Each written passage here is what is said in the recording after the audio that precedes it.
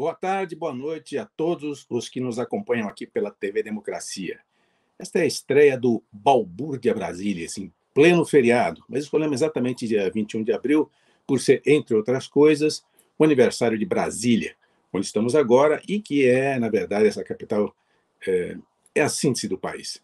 Ao longo de uma hora, vocês vão conhecer a nossa equipe, saber o porquê deste nome, Balbúrdia Brasilis, e ter uma pincelada do que nós pretendemos mostrar aqui, de segunda a sexta-feira, neste horário do cair da tarde, 6 da tarde, 18 horas. E quem nós somos? Nós somos um grupo de jornalistas, de analistas, de gente interessada em entender e ajudar a explicar esse país. Tarefa difícil. Nosso objetivo é fazer isso de uma maneira equilibrada e descontraída. Nós vamos comentar as notícias mais importantes do dia, como essa, que eu vou dar um exemplo, que está em destaque hoje no jornal o Globo. Salles, ministro, quer formar milícia ambiental com dinheiro de países ricos, dizem as ONGs. Muito bem. O Paulo Roque também ele vai falar o que é que eu falo. O Paulo Roque é jornalista, mas resolveu ser uma pessoa importante e ganhar dinheiro e foi ser advogado. Ele fez... O Paulo Roque ele é especialista em direito do consumidor e também gosta muito dos ministros do Supremo Tribunal Federal. Entende tudo lá de dentro, né, Paulo? Monforte, inicialmente eu quero agradecer muito essa oportunidade de estar com esse time aí renomado e bem plural. Bem plural. Cada um aqui tem as suas preferências, o importante é que respeitemos as opiniões de todos. Está com o Natal, gosto muito do Natal. Quanto tempo? Eu e o Natal, você sabe, né, Monforte? Nós somos amigos. Desde que eu cheguei em Brasília, a primeira pessoa que eu fui encontrar, quando eu fui pedir estágio na TV Globo, foi o Natalzinho. Ele estava com o pé em cima da mesa, olhou para mim de lado assim e falou: garoto, espera ali. Entendeu? Nossa, e depois, é bem o jeitão dele. Olha a recepção que eu tive em Brasília. Tá certo. E o Natal, ele tem uma grande qualidade, né? Ele sofre junto. É botafoguense. Porque sofre com o meu Botafogo. Então, o Natal, eu só pedi a ele esses dias o seguinte: Natal, você, de acordo com as vitórias do Botafogo, você me ligava. Como o Botafogo não está ganhando, eu te peço que mantenha as ligações, mesmo, porque senão a pandemia vai ficar muito difícil, né? Sem as vitórias do Botafogo sofrendo a pandemia. Tá bom. Bom, mas agora, dando sequência, nós vamos agora ouvir o nosso Paulo Roque, nosso jornalista e advogado Paulo Roque, que nós sabemos que ele tem um olho no Supremo, outro na defesa do consumidor, como eu falei no começo, e em outras tantas questões pelo Brasil afora. Paulo Roque, boa noite. Me diga o seguinte, qual é a sua impressão sobre essas últimas decisões do Supremo Tribunal Federal? Estão corretas, no caminho certo ou não? Paulo Roque, você está sem microfone, Paulo Roque. Como diz o Melilo, né? Isso. Olha o microfone. Olha, gente, inicialmente, boa noite a todos. Mais uma vez, muito bom participar com esse time, Monforte. Quando fazia jornalismo em Juiz de Fora, eu tinha o orgulho de assisti-lo. E o orgulho maior ainda de estar trabalhando com o Monforte hoje, com o Fábio Lino, com a Letícia, com o César Mota, com o Melilo, com o Natalzinho, meus colegas sofredores do Botafogo, e com o Fábio Panunzio, que já trabalhei com ele aqui, ele, na verdade, em outra emissora, no jornalismo aqui no Distrito da... Deixa eu dizer o seguinte, Monforte, essa é a pergunta que você me faz, é de $1 milhão. Porque é o seguinte, a questão é por que o Supremo demorou tanto a decidir sobre essa competência em relação ao presidente Lula. Porque essa questão, Monforte, sempre foi levantada pela defesa. E o que a população não entende hoje, vocês dizem, a população, ela, na verdade, está indo na onda do Bolsonaro e atacando o Supremo. Bom, são os dois lados. Primeiro, vamos separar, não vamos usar os mesmos recursos que as mídias bolsonaristas têm usado. Não, vamos saber separar isso, velho. Primeiramente, é o seguinte, o Supremo, quando decide isso agora, ele decide depois de mais de 5 anos, 6 anos, começado o processo. E a questão da competência, Monforte, o juiz pode declarar de ofício. O que é de ofício? Sem provocação, porque é competência absoluta. Quantas vezes essa matéria, quantos recursos da Lava Jato, do Lula, vieram ao Supremo? E depois de 6 anos o Supremo. Então vai querer que a população bata palma? Uma das coisas que eu não entendi, diante da minha ignorância jurídica, foi o seguinte. Primeiro, acho que em 2016, foi ajuizada a causa. Em 2017, teve a sentença.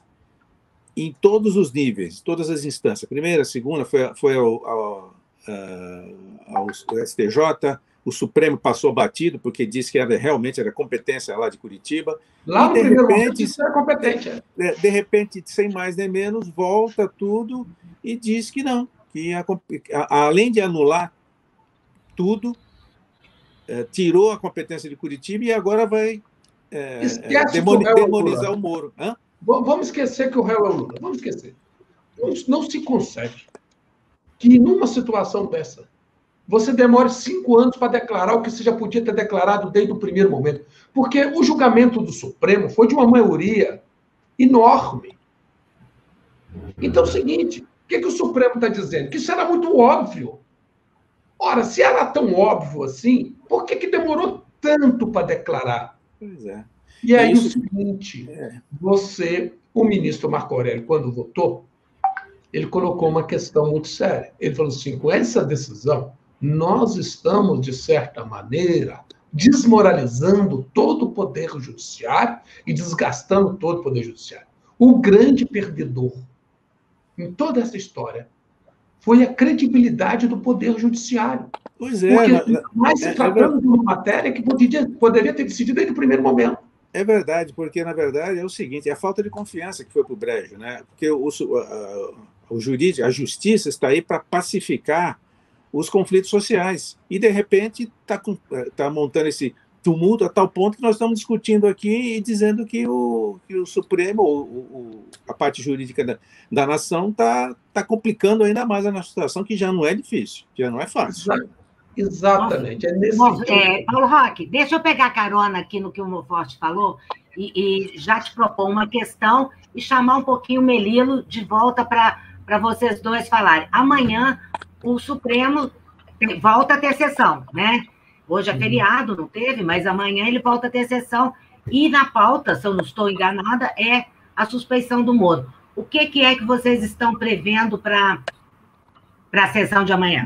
Nas duas questões. Na incompetência, primeiro, estão a dúvida se o processo do Lula vai para São Paulo, se vai para Brasília, conforme foi determinado pelo ministro Fachin no primeiro momento, ou se vai para São Paulo. Eu estou apostando que ele vai para São Paulo, que não tem nenhum sentido ele estar em Brasília. Não aconteceu nada em Brasília. O que aconteceu? O Lula é de São Paulo. O Instituto Lula é de São Paulo. O Atibaia fica em São Paulo. O Triplex fica em São Paulo. Qual o sentido de julgar isso em Brasília?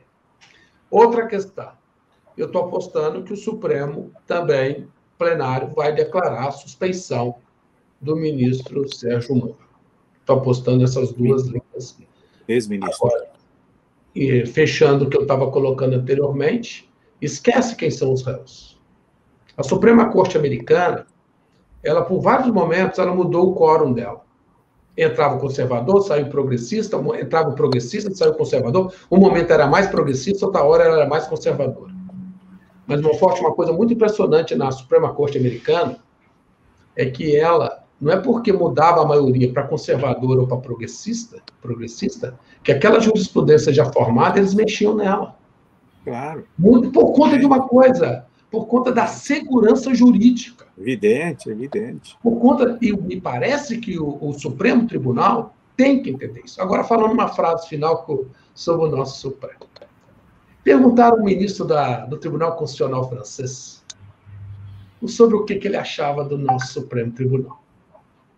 Estava lá um jurista brasileiro andando com ele lá na região do Quartier Latin, onde fica a Universidade de Sorbonne, onde o Melilo frequenta muito, né? Então, lá andando, e dali quis saber sobre o Supremo, o que achava do Supremo. Aí o ministro do Tribunal Constitucional francês virou e disse o seguinte: nós estamos andando aqui há quanto tempo já? Aí o cara falou assim: estamos circulando por mais de 1 hora. Eu sou ministro aqui, o equivalente de você no Brasil, do Supremo Tribunal. Alguém me parou? Alguém me conheceu aqui? Não, ninguém. Ninguém. Ele disse o seguinte: é isso. Esse é o grande problema da Suprema Corte brasileira. Quando os ministros de um tribunal são mais conhecidos que os jogadores de sua seleção brasileira, eu aposto aqui que a maioria da população brasileira sabe mais hoje, não falar a maioria não, mas parte considerável, sabe mais hoje a escalação do Supremo, entre aspas, do que propriamente os jogadores da nossa seleção. Não conhece aqueles ministros do Supremo que não dão entrevista. Rosa Weber, por exemplo, não dá entrevista de jeito nenhum. Agora, não há semana que a gente não veja estampado nos jornais uma entrevista de um ministro.